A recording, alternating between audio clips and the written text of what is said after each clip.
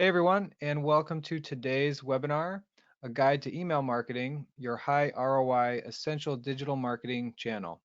My name is Riley McLaughlin, and I'm the content manager here at Main Street ROI. And I'm joined today by Kevin Vaudry of Campaigner. So welcome, Kevin.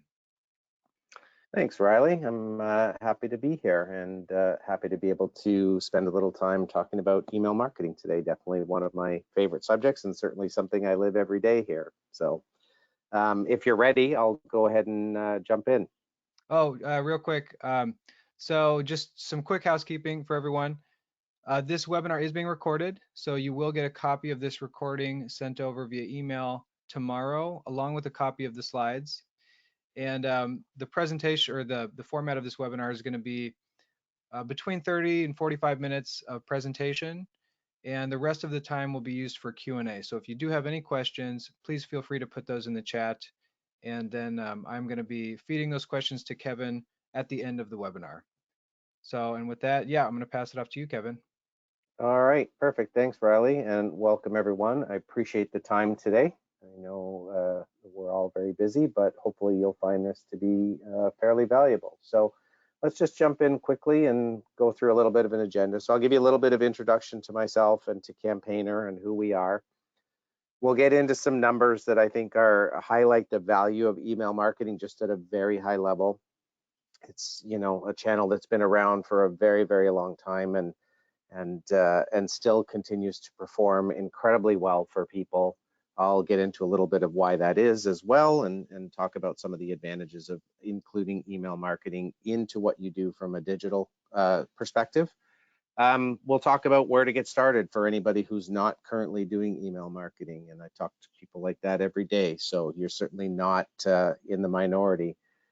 We'll get a little bit deeper to talk about what's possible in terms of, you know, personalization and making the messaging a little bit more relevant to individuals, even though you're sending out to a list of, you know, hundreds or potentially thousands. We'll go through some best practices, things that you should know no matter, you know, no matter if you're just starting out or if you've been doing it for a while. It's a nice refresher. And then, as Riley said, we will have plenty of time for answering questions. So with that, let's jump in. So Campaigner is a part of a larger organization called Ziff Davis. Ziff Davis is our parent company. They have several different divisions. Probably some of the brands that might be known to folks here would be on our media side. So we have PC Mag, we have offers.com, Retail Me Not, but Ziff Davis also has a healthcare division, a cybersecurity division. I sit within a MarTech division that has a number of brands in it. You know, if anybody's familiar with search engine optimization companies, Moz is part of the Ziff Davis family. So, you know, we're part of a much larger organization, but Campaigner itself as a brand has existed since 1998. So we've been around a while. So that's a good thing. We have a great depth of experience here in terms of email and email marketing. So, you know, I think we've learned a lot over the years, and hopefully some of that experience will be helpful to you today. So when we get into some actual numbers related to email, there's about 350 billion emails going out every day. You know, whether it is email exchanges between friends or the spam that we're all familiar with, or actual email marketing messages. In total, you know, it's about 350 billion emails a day going out. Almost everybody checks their email on a daily basis. I think you probably know that from your own experiences, but it just goes to show you that it is something that people absolutely pay attention to. And over half of consumers are checking their email first thing in the morning. You know, I know that I'm guilty of it. I will get up and I will, of course, have a look at my work email to see what's going on. But then also got my personal email account with emails from my favorite brands or any newsletters that I'm subscribed to, and I can't help it. I'm curious. I want to know what's there when I get up and get moving in the morning. So the average open rate is just over 20%, and click-through rate is a little over 2%. depending on the industry and also depending on the time of year, that's going to fluctuate. Obviously, holiday emails from e-commerce companies are going to get a much higher open rate between October and Christmas. It really depends on the subject matter. There is a seasonality to things. Obviously, there are different holidays on the calendar, different times of year, like back to school or summer vacations or anything like that. So depending on the industry, the open rates and click-through rates will fluctuate, and the industry averages will be a little bit different. One of the resources that I'm going to send to Riley to send around to all of you is a little bit of a benchmark report on average open rates by industry. So depending on what industry you sit in, you can have a look. But as we'll get into, there are absolutely things that are going to affect that open rate and click rate for you on an individual level when you're doing email marketing. So something that's important here and something that we'll talk about later is that 1 in every 6 emails ends up in the spam folder. So we will touch a little bit on ways to avoid that and things to know. But actually, Riley and I were chatting just before everybody joined the webinar. We could do a whole separate session just on deliverability. One of the things I learned when I joined this company is that there's a lot more that happens when you click the send button than you may ever know, and that's, our job is to do those things to get your emails into the inbox. And honestly, that's the job of any email service provider. So whether you are familiar with MailChimp or Constant Contact or Campaigner or any of the other brands out there, that's our job, is to help you get those emails to the inbox rather than the spam folder. And then mobile, obviously, this goes without saying, but at least 40% of recipients read email on their mobile devices.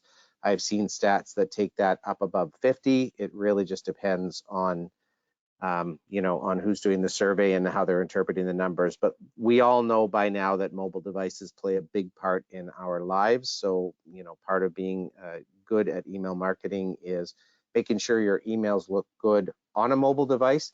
Thankfully, most email service providers automatically optimize for mobile. So the email that looks good on a desktop or on a larger screen should look good on a mobile device as well. And we take care of that automatically now because mobile is so prevalent. Some of the common uses for email marketing, I thought this would be helpful. Most of you will be familiar with from your own experience of receiving email. Newsletters continues to be big one. There are some things that get grouped into newsletters now that may not fit the traditional definition, but you might get a daily digest of popular articles from a particular publication that you look at. That would get grouped into newsletters. Welcome emails, we're all familiar with those. That's obviously a big use case. You sign up for a new mailing list or you buy something from a e-commerce store for the first time, and you will get a welcome email or perhaps a welcome series of emails. Products and promotions, that goes without saying. Events, if you're signed up for Ticketmaster or Live Nation or somebody like that, you're going to get a lot of that. Onboarding or post-purchase, so that is a nurturing series. You'll get a series of automated emails. We'll touch on automation a little bit later, and so on down the line. But there are more uses for email than what you're seeing here, but these are the big ones that that fall into things for email marketers in particular. And if you're a single owner of a business and you're sending any of these, you are an email marketer just by that definition. So when I think about, we call it a customer journey here, but you can call it a subscriber journey. If you don't have anything for sale, you don't have an e-commerce store, you're not selling products online, but you still are communicating with people via email, then you can consider them customers even if they're coming to a brick and mortar store, or call them a subscriber if everything is content-based. But email plays a role in every touch point in whatever you are doing for a business, right from the moment that somebody visits a website or perhaps your Facebook page or Instagram or whatever social channels you're using. You have the opportunity to capture people's email addresses and start engaging with them from there. So you can put a subscription form just about anywhere. We'll talk a little bit about email verification after, but you can then basically start communicating with somebody via email. The most, from my perspective, the most valuable part of using email as a channel is if somebody opens your email and chooses to read it, you're having a one-to-one conversation with that person for the time that you have their attention on that email. We'll talk about some of the factors that go into that experience a little bit later. But it is the one digital medium that can truly be one-to-one versus somebody reading, a Facebook post or scrolling by something on TikTok or whatever it is. These days of endless scroll and endless interaction on social can be quite noisy. If you are using X, formerly known as Twitter, for example, if somebody is subscribed to multiple feeds, they might see your post and turn away for a moment and it disappears. But if you can get someone to click on your email and open it and read it and potentially take the action that you're asking them to, that's the one medium where you can actually have a one-on-one interaction with somebody for the few seconds or minutes that they are engaged with the content in your email. Beyond capture, you have the opportunity to send multiple emails to somebody. If they've just purchased from you, for example, you can send them other products that they might be interested in or other things that other events or promotions that are coming up, but you have the opportunity to continue to have a relationship with them. And as long as they're engaged with your emails, there's a chance that they're going to be a very valuable member of your audience. Obviously, conversion is the goal for many of us. E-commerce goes without saying. You're looking for initial purchases, repeat purchases, and so on. For content, or if you're a site that does something like offers.com does, where you're publishing coupons for people to redeem and so on, you're trying to use email to get them to visit a digital property to take an action. So email plays a big role in conversion actions in the digital journey. And then retention, keeping somebody around to continue to get your newsletter or continue to be a loyal customer to your e-commerce store, or continue to be, in the case of charities, which is a big segment that ESPs in general serve, continuing to get people to donate, whether it is to a political organization or a charitable organization, nonprofits, all of that stuff. Email can play a big part in building a relationship with somebody and letting them know the good work that, for example, the American Heart Institute is doing in preventions of heart disease and your money at work and all of that stuff. Email plays a big part in building relationships with people. Again, because if you get them engaged with your content, you can have that sort of one-to-one interaction with them.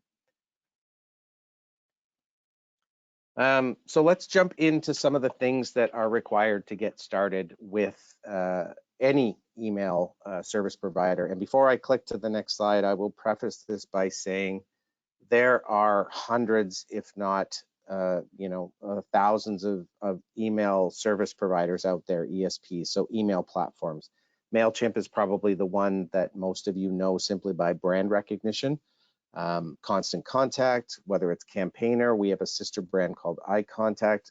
There's all sorts of email providers out there. So if you're looking for an email provider and you're starting with a Google search, it can be a little bit overwhelming as to the number of options that are available out there. If you choose to look at a review site like Capterra or Trustpilot and you search for email marketing, you will get a list that you could spend hours in. So the intention of this section here is really just to give you some guidelines to help narrow down your search so that you're not inundated with hundreds of platforms to look at. And then the other thing I will say before I jump into this section is, on the surface, you will find that many of the email marketing platforms that are available out there, Campaigner included, all have largely the same core feature set. Really what you're looking for is a platform that you are comfortable with from an experience level and from a company level. And with that, let's jump in and talk about some of those things that can help you make the decision for the provider that you're going to choose. So, in trying to figure out which platform is right for you, that's going to come down to some factors that I'm going to show you on the next slide. But you also have to ask yourself, what type of email am I sending, or do I want to send? What's the purpose of that?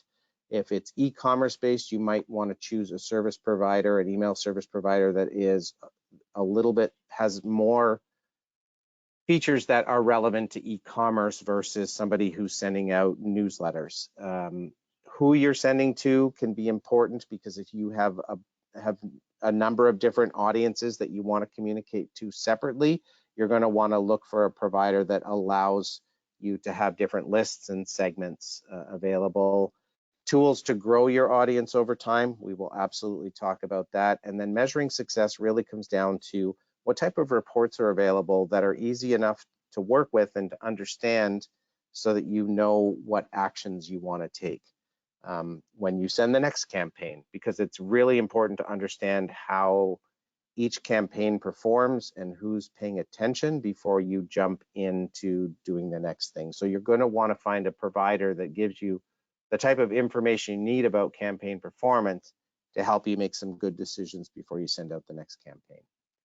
So let's jump in a little bit more and dive into some of the criteria for selecting a service provider. The first one is budget. There are platforms out there that offer you a free forever, package.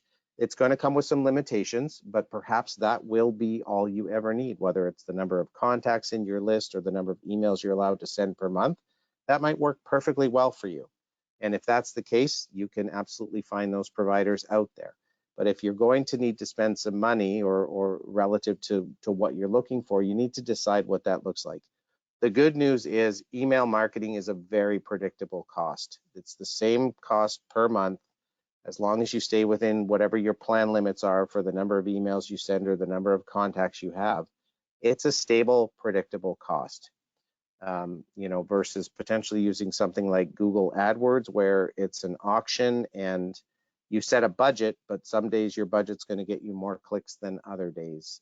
Email, once you know what you're paying and once you've agreed to pay a certain amount, unless your requirements change and you need to raise or lower that amount, it's predictable, and that's a good thing.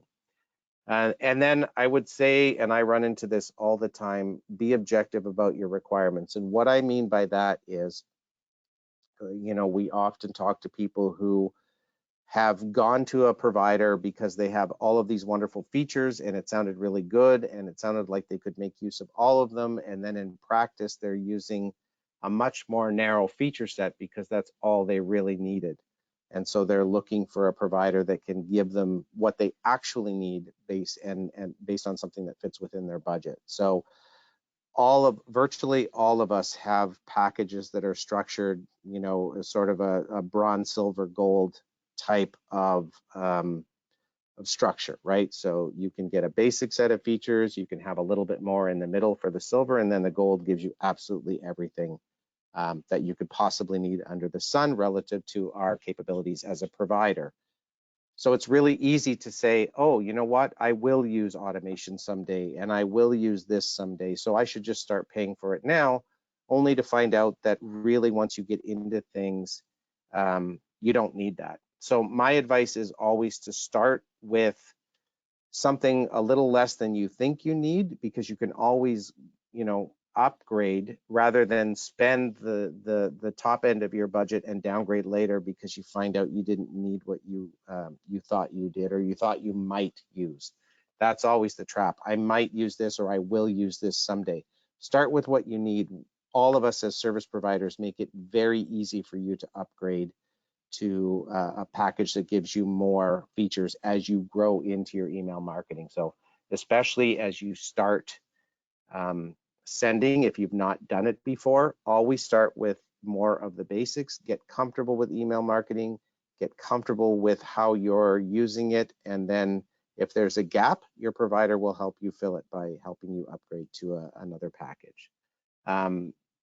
and that plays into the experience level. And then the sending is, how many contacts do you have in your email list? How often are you going to send to them? These are questions that any email service provider will walk through with you as you start to consider using their platform. Some other things to consider: technical support. When are they available? How are they available? Here at Campaigner, we're available 24/7 by phone, chat, or email. And some of the other providers out there are as well, but there are some that might be available 16 hours a day or won't be available on weekends, or if you are spending under a certain amount, you can only get email support, or you can only access a knowledge base. So understanding what kind of resources and support are available to you versus what you think you're going to need is a very important option to consider. And then, do they have optional services and features that might be helpful to you? I mentioned email verification earlier, which is basically if you're coming in with a list, making sure that that list of email addresses is still valid. So there are lots of companies out there that can do that for you, but some email service providers include that as part of their feature set. Or might you want to send text messages someday? Do they also allow you to send those? And then I touched on this earlier in relation to e-commerce, but core audiences served. If you go to an email marketing provider and you're an e-commerce store using Shopify, do they have an integration with Shopify that makes it very easy for you to email your customers and pass your product information back and forth? Or are they more of a basic, create your emails and send them out to a list of folks that like your content? Kind of find somebody that seems to do well with the businesses you serve. And as you go to our website or any website amongst my competitors, we will all tell you the core audiences that we serve best. So that should help make it easier for you to choose somebody. So you're really looking for budget, the feature set that you need, and then the ability to support you. I think those are the three core things that you really need to consider as you go through evaluating your first provider, or if you are looking for perhaps a new provider, and go from there. So the good news is most, if not all of us, give you lots of information on the website. We are happy to talk to you as a sales team, to help you make your decisions. And I think you'll find that no matter which provider you decide you want to investigate.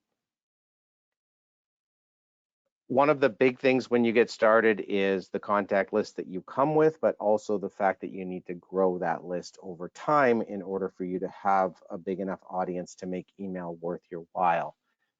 The average list will turn over at 25% a year. People on average, their email addresses go invalid every 90 to 120 days. That may not be the case for you. It's certainly not for me. I've had the same personal email address for years and years now. But depending on the purpose, some people will spin up an email address for a certain product or service, and when they no longer feel they need it, they will close that email account and do something else. But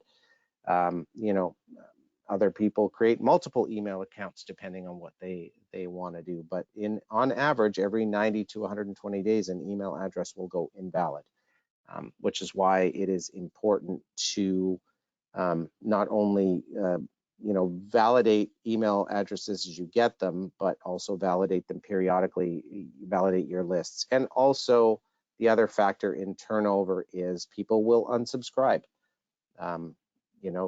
Somebody will make a purchase from you, you'll start to email them and they'll decide, look, I like your stuff, but I don't want to get emails from you, so I'm going to unsubscribe from the list. Or I loved your newsletter, I'm not interested anymore, so I'm going to unsubscribe from the list. So between email addresses going invalid and people just naturally unsubscribing over time, expect your list to turn over. So if you start with a list of 1,000 people and don't add to that, you can expect that 1,000 to drop to 750, to drop below that, and eventually you really don't have anybody except a very small core audience anymore, and you won't find email marketing to be something that's valuable to you. So having ways to capture new email addresses and keep people engaged and continue to grow that list is essential to getting the value out of email that you would want to get out of it if you're going to invest in email as a channel. So some of the common tactics, and I'll zip through some examples here after this, would be pop-up forms on a website, or you can integrate forms into social as well. Calls to action on a website to sign up for a newsletter, which then take them to a different page. It's similar to a pop-up, but it's less interruptive. Typically, a pop-up is just that. We've all seen them, and it interrupts the experience you're having with that particular website. You can have calls to action elsewhere that are more passive that people find on their own. Cross-channel promotions is really using social or other channels that you might be using to drive email subscriptions. Incentives are a big one, especially with e-commerce. And then forward to a friend, which is getting somebody loves your content. Hey, let other people know about it. So those are some common tactics. Some examples just quickly. We all have seen pop-ups before.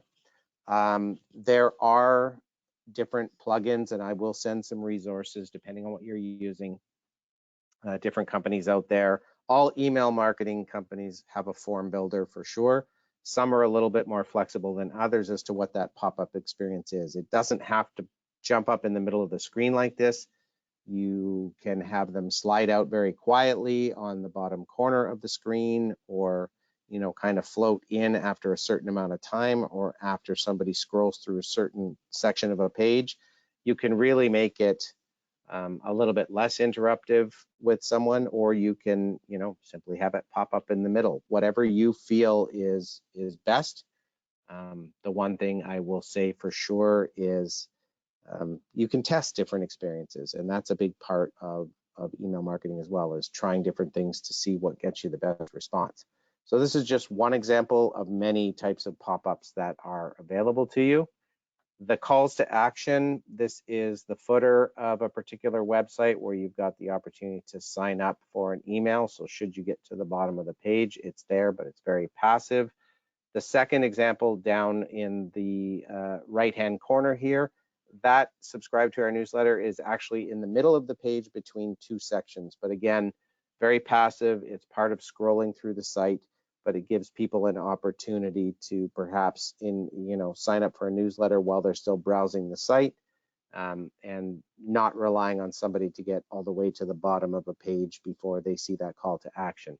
So there are different ways you can do it. You can put this on multiple places on a page as well, because it's not interrupting somebody by surfacing a pop-up. You can have it in a couple of different places, or maybe as many as 3 different places, and give them an opportunity to sign up from there. Incentives, I think this will be familiar to absolutely everybody. This typically does surface as a pop-up, but we mind these ones a little bit less because they're offering us something. Typically a discount is the way to go, but you could also, if you don't have this for somebody's first order, you can send them an offer after as well. That's the beautiful part about getting someone to make a first purchase. But we're all familiar with this this type of experience for sure, especially with the prevalence of online shopping these days. And then forward to a friend. This can involve an incentive. It doesn't have to. I've seen both work about the same. They don't. An incentive isn't always something that that gets people to take this particular action. But you know what? There's no harm in putting it there if you've got an incentive for somebody. If you are not an e-commerce store and you want to, get people to let more of their friends know about your content or your newsletter or your blog or whatever it is that you're using email for, you can do something simple like offer them a $5 Starbucks gift card or something like that if you want to give some sort of incentive. There's all sorts of opportunities and options out there to help grow your audience by getting people who are already fans of what you're doing to let their friends know about it and maybe reward them in the process. So getting into design and content, which is the biggest part of any email campaign and really sounds daunting and scary sometimes, but actually as you get into it, you'll find that it's not so bad. it is the biggest influencer on your results. So when I say design, I do include content, because if you think about it, when you open an email, your eyes immediately take in this blend of text and images. And before you even start to read it, your brain is kind of looking at this design and figuring out if it feels friendly enough to explore or if it's too much and too overwhelming. So we'll talk a little bit more about that as well. And I have some resources that I will send to Riley to send to you after that talk about design, including some helpful examples of emails that have done it really, really well. But in general, when somebody first gets an email in their inbox, the first thing that's going to stand out to them is the subject line. So, and that's content as far as I'm concerned. So, you know, there are plenty of helpful tools out there on subject line generation. Again, I'm going to give some examples to Riley, and you can use them as you see fit. But the subject line is where it starts. And if you can get people to open that email, it's then that the design takes over. And that's the blend of the images and the text. And readers are going to fall into one of three categories. They're either going to skim it really quickly, or they will scan for something of interest, or they're actually going to dive in and read it. What you want to do with your design is get the folks who like to skim and scan to actually stop and read enough that they take the action that you want them to take, whether it is clicking through to your online store or subscribing to your newsletter or following your blog, whatever it happens to be. But when somebody first opens an email, their brain takes in that entire image that's in front of them, words and text, words and images all at once, and then they start to dive into it. So having a nice balance of images with text so that it doesn't seem too overwhelming is a big thing, and that's where the examples that I'll send you after will come into play, and you'll understand what I mean. Subtle uses of animation, a little bit of a movement here and there, are a big help. Some emails will incorporate video, which is fine, but too much can be too much. And then optimization for mobile, I touched on this before, but most email service providers now automatically take care of that for you. And then accessibility is a big one. So if somebody is relying on a screen reader, you want to make sure that any images have what they call alt text, which is a little bit of a description of what that image is. You know, a child sitting under a tree with their dog on a sunny day, that would be something that the screen reader would pick up, so that they could at least have an understanding of, you know, what else is there besides the email content. Very simple to do, by the way. You know, again, I can send through some resources that go with that. And actually, the one guide I'm going to send along to Riley to send to you talks about how easy it is to set up alt text. So, but accessibility has become something that is very important and helps you reach as wide an audience as possible. And the work that's required to make an email accessible is minimal, to be honest. And then it comes down to campaign planning. So before you know, if you've created your first email or your first set of emails, before you hit send, stop and think about, you know, frequency. How many emails per month or per week or whatever are you going to send to a particular recipient? And that goes for everybody virtually. You know, I always like to give two examples. I have my own favorite brands. I have a particular men's clothing brand that I love their stuff, and for a while I subscribed to their emails, but they were hitting me every single day with something new, and it just got to be too much, and I ended up unsubscribing, even though I will still buy their particular clothing. Versus a brand that I'd say I have a passive interest in, sends me an email maybe once a week or once every couple of weeks, and I still enjoy getting that content because it's just enough. It will take some testing potentially to find the balance, but when you're first starting out, think about, you know, how much do you really have to say that you think your audience will find relevant and engaging versus, you know, overdoing it, or not doing enough so that when they do get your emails, they kind of forget about who you were and lose interest. So a little bit of testing there to find the right balance goes a long way. And it's okay to make mistakes at the beginning as long as you course correct as you go. So if you decide that you're going to send an email to folks on a daily basis, let's say, and you find after day 3 you're getting almost nobody opening or clicking or spending any time with that email at all, that's a good sign to back it off. You know, the reporting will go a long way to helping you with that, and we will touch on some of that a little bit deeper in the deck here. So, and then expectations versus your audience. What I mean by that is when you have a subscription form on a website and you get somebody to sign up to your email list, the first thing you're going to want to do is hit them with a thank you or a welcome. Tell them, you know, what kind of content they're going to get and how often to expect it, and then make sure you fall in line with those expectations. So if the content is supposed to be about automobiles or you know, classic automobiles or whatever it is, make sure you keep the content focused on that and that you send to them as you said you would. Don't send to them daily. If you said, hey, I'm going to hit you up once a week with some interesting articles or you know, some events in your area that are related to classic auto shows or whatever it is. Preview and test, this is a capability that all email service providers build into their platform, but there are also a couple of companies that take it to the next level, and they allow you to see what your email will look like on an iPhone versus an Android device, or on an iPad versus a Dell laptop, on Microsoft Outlook versus Gmail versus Yahoo. So it's not an expensive proposition, but there are companies like Litmus and Email on Acid and a few others out there that if you want to, they will show you what your email will look like on a number of different browsers and different email clients to make sure that the look is perfect. If your needs don't go that deep, then all email service providers allow you to send a test email to yourself or to a group of people to make sure that the email looks right when it hits somebody's inbox. So that option is always there for you.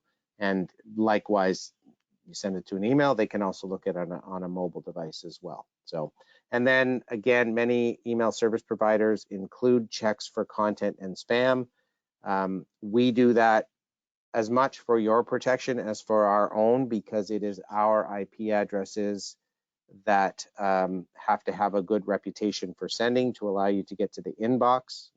We'll touch on that a little bit later in the webinar. But you know, unintentionally, you can put words in that will make Gmail think your email is spam.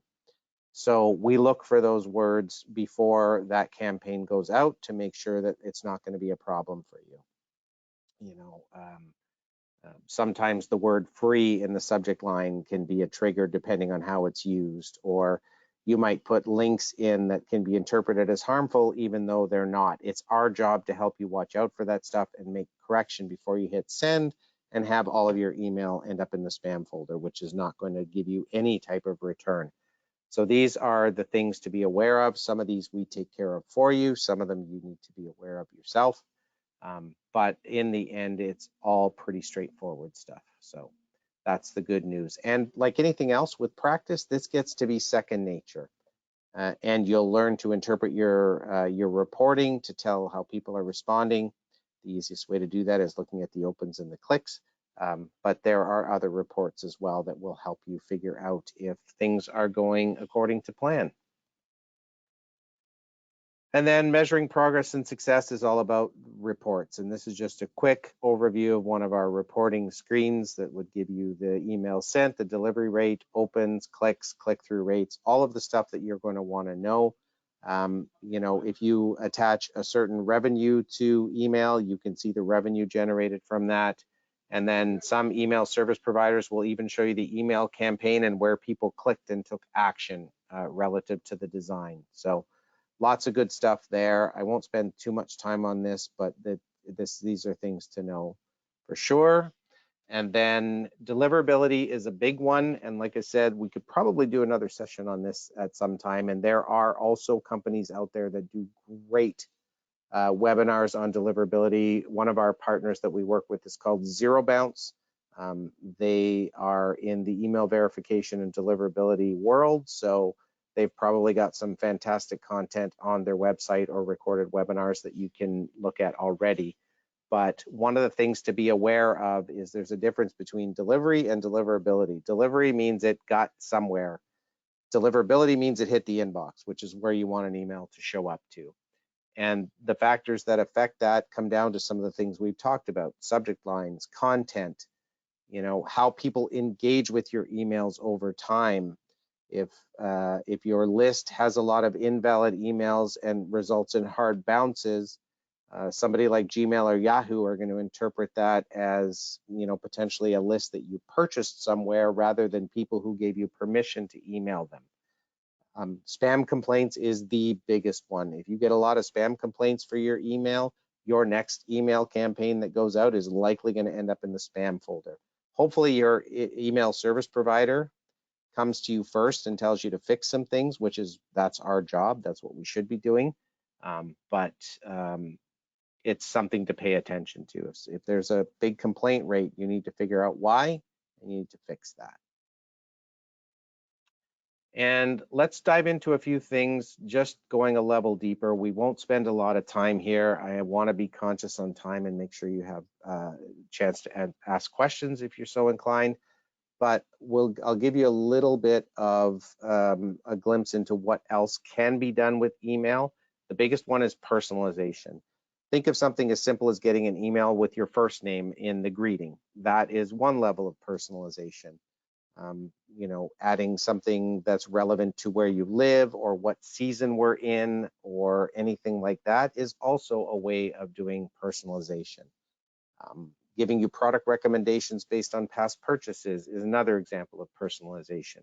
When you personalize an email, even to the smallest level, you get a big bump in results. So, there are ways that email service providers give you to help with personalization.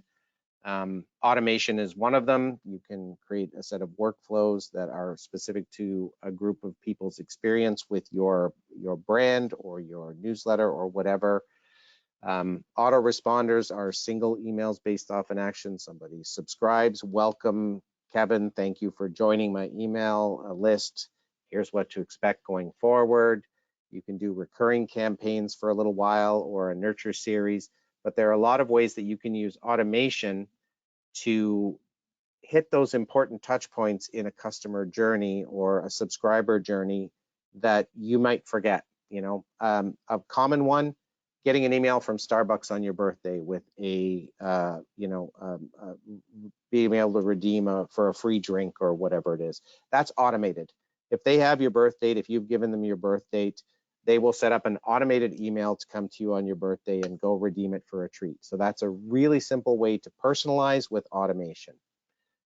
You can absolutely go levels deeper than that, but that just to touch on and give you a little bit of a gist of what's possible with automation.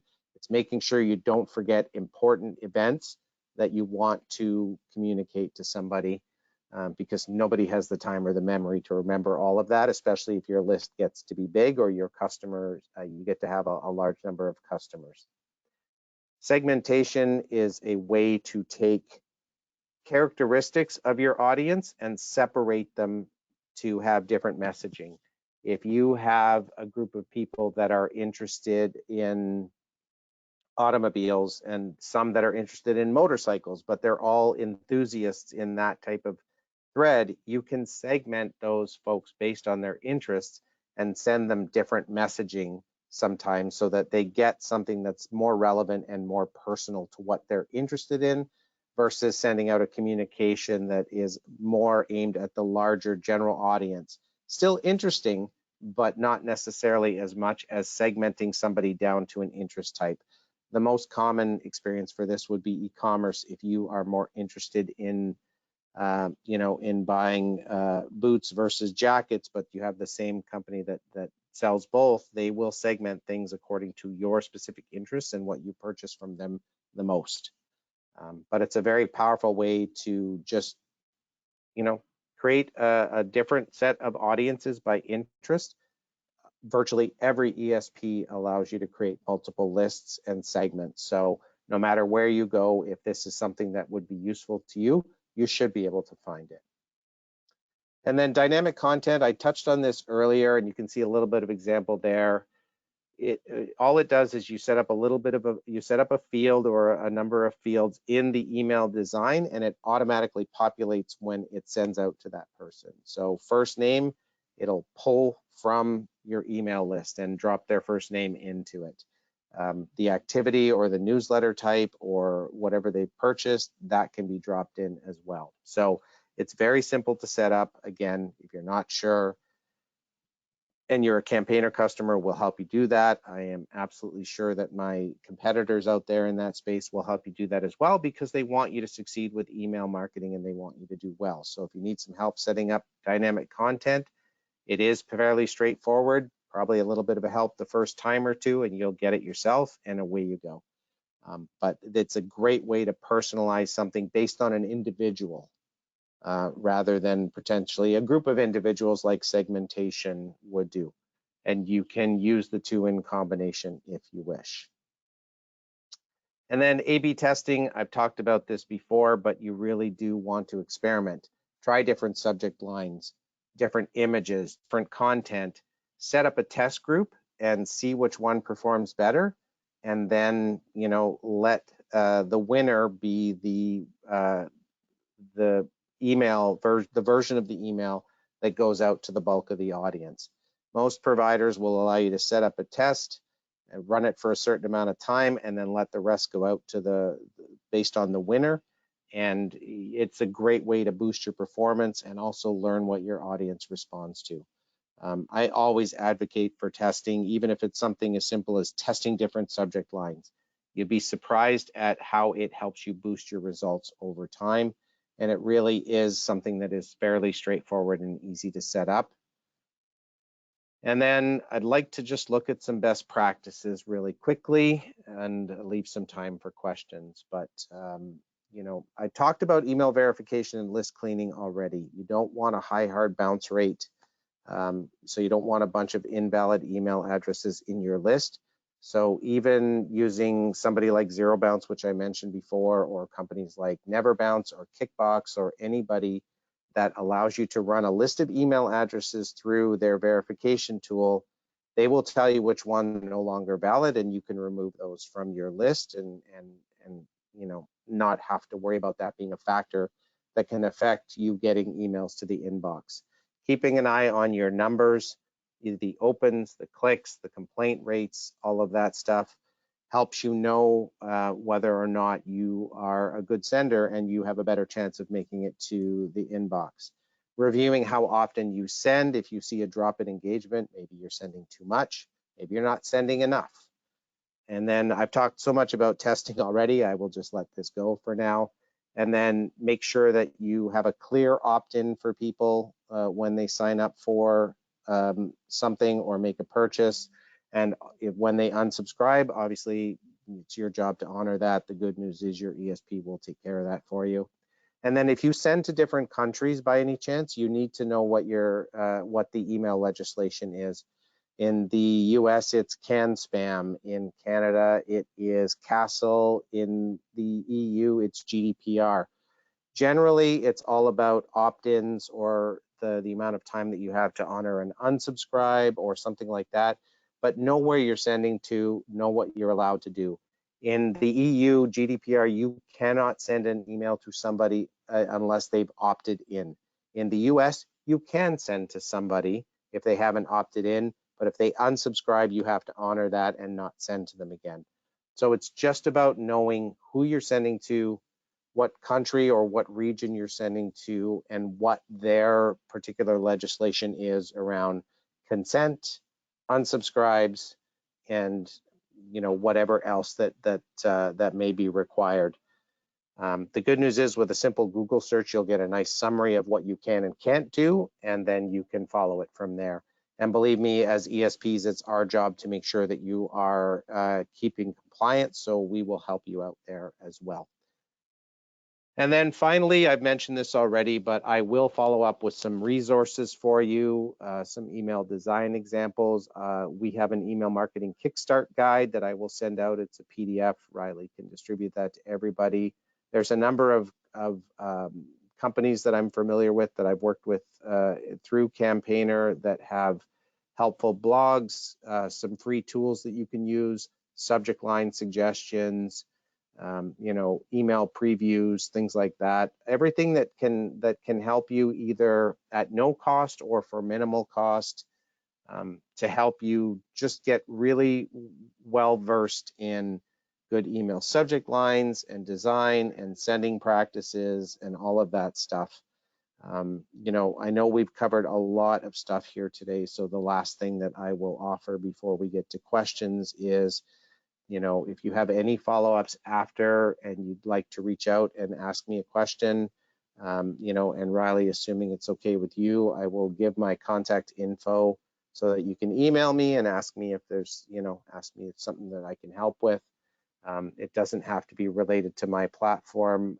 I've been in this industry a while, and as a community, we all just want people to do well with email. So often, even my competitors and I, we work together to make sure that as a community, we're doing the best to make sure email marketing continues to be something that people find valuable and thrive with. So, I am happy to answer questions after this webinar is over. If there's a list of questions we can't get to today, I know Riley will send those over as well. But with that, I am going to stop talking for the moment and thank you for your time. And Riley, I'll turn it back over to you to see if there are any questions that people would like answered. All right, thanks so much, Kevin. Yeah, so Kevin mentioned some resources and his contact information, so I'll make sure to include that in the email that goes out tomorrow that also includes the recording of today's webinar and a copy of the slides. And it looks like we have a couple questions right now, but we have about 7 minutes left, and I want to just reiterate, if anyone has any questions at all, this is a great time to ask Kevin directly, so please be sure to enter those into the chat. All right, so first question, Kevin, is from Myrna. She says, I'm an experienced email marketer, but I still struggle with whether to just tease an article and link the full content in the blog versus including the full content in the newsletter itself. I get very few clicks to read the full article. Any thoughts on a best practice? I would always lean towards giving them just enough to get them to click through, because ultimately that's what you're after. But again, this is where I would advocate for testing. You can try putting the full article in the newsletter and see what kind of, engagement you get from that. And if that seems to work, I assume at some point you would still like them to click through and maybe investigate more on your particular website. So this is really where I would say, let's test and see what people love best. If you're not getting a lot of click through on the snippet that you're teasing them with, try giving them the full article, or maybe try giving them, the Reader's Digest version. That's really going to age me here right now, but give them a little more, but not the full article, and see what works. This is a great case for A/B testing, to be quite honest. And thanks for the question. I appreciate it. Great. And then our next question is from Oliver. He asks, for the US CAN spam email compliance laws, what is the rule for emailing under 18s? For context, we are a summer camp. Can we email them as we would with other over 18s in our email, or excuse me, in our mailing list? So if somebody's given you an email address and has consented, and there's a couple ways that can happen. There's the checkbox, obviously, I consent to receiving communications or whatever, or you've got a form with a subscribe button underneath. There could be some language that says, by clicking submit, I consent, and so on.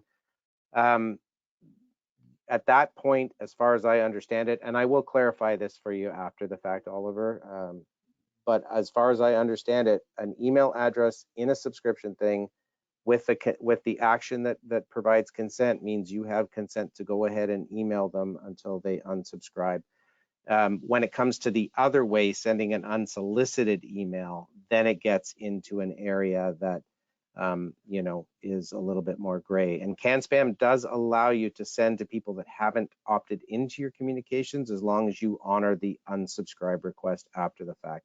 Let me get some clarification on that for you. I'll be happy to do that, and I'll send it over to Riley. But my understanding is, if consent has been given and it's from an email address, you have the ability to email them until they opt out. Okay, perfect. And then next question is from Laura. Hi, Riley. Can Kevin tell us who the email verifiers are again, please? Yeah, so there's plenty of companies out there that you can use. So Zero Bounce is absolutely one that you can use. There is Never Bounce. You're going to see a theme with some of these names. In our company, we have a sister brand called Kickbox that offers email verification. If you start with any one of those three, I don't think you can go wrong, but there are several other ones out there that offer the same thing. Typically, you can purchase a list of what they call verification credits. One credit equals one email address. And then once you purchase those, you'll import a list into a simple UI. They will run through that list and they'll return the results for you. They'll tell you how many email addresses are good, how many aren't good, and then sometimes they have some other classifications in there, but they will tell you what those mean. All right, and it looks like we have just a couple minutes left. So if anyone has any other questions, please put those in the chat. And I'm actually going to start a timer for, let's do about 30 seconds, see if there's any other questions. And if not, then we can just close for today. Yeah, very good.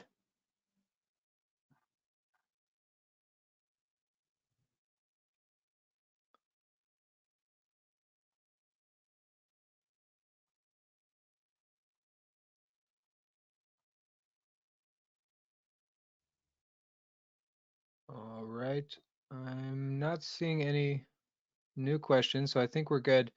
Okay. So with that, yeah, I want to thank Kevin for an awesome webinar. Thanks so much.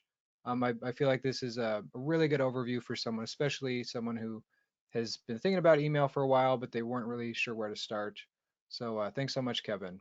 You are very welcome. Thanks, Riley, for the opportunity, and to everyone who attended today. And if there was a lot of information thrown at you, I recognize that. So again, I'll give Riley my contact info, and if there's anything I can help with after the fact, please feel free to reach out. Perfect. All right. Well, thanks everyone, and hope to see you on the next webinar.